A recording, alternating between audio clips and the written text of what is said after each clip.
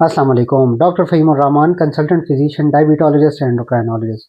आज हम एक अहम मौजू के बारे में बात करेंगे कि अगर कोई टाइप 1 या टाइप 2 लेडी है और वो प्रेगनेंसी को प्लान कर रही है, तो उनको क्या जो है एहतियाती तदाबीर चाहिए।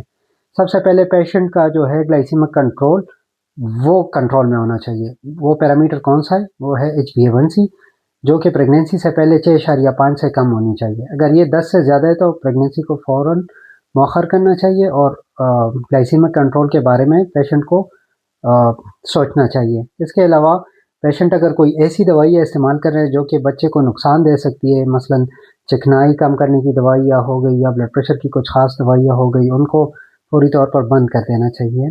इसके अलावा जो है शुगर के कंट्रोल के लिए जो भी मेडिकेशन यूज़ कर रही है तो उसको चेंज कर लेना चाहिए डॉक्टर के मशवरे के साथ। ग्लूकोफेज जो आमतौर यूज़ होती है, मेटफॉर्मिन, और अगर उसकी कोई कॉन्ट्राइंडिकेशन ना हो। इसके अलावा जो है इंसुलिन की मुख्तलिफ अक़साम अपने एंडोक्राइनोलॉजिस्ट के मशवरे से चेंज कर लेनी चाहिए।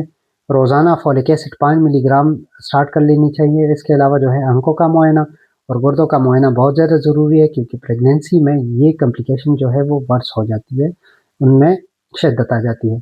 अच्छा, इसके अलावा अगर पेशेंट को मतलब पेशेंट का वज़न ज़्यादा है या मोटापा है, मतलब पेशेंट का जो है बॉडी मास इंडेक्स 27 से ज़्यादा है, तो पेशेंट को वज़न कम करने पे ख़ास तवज्जो देनी चाहिए।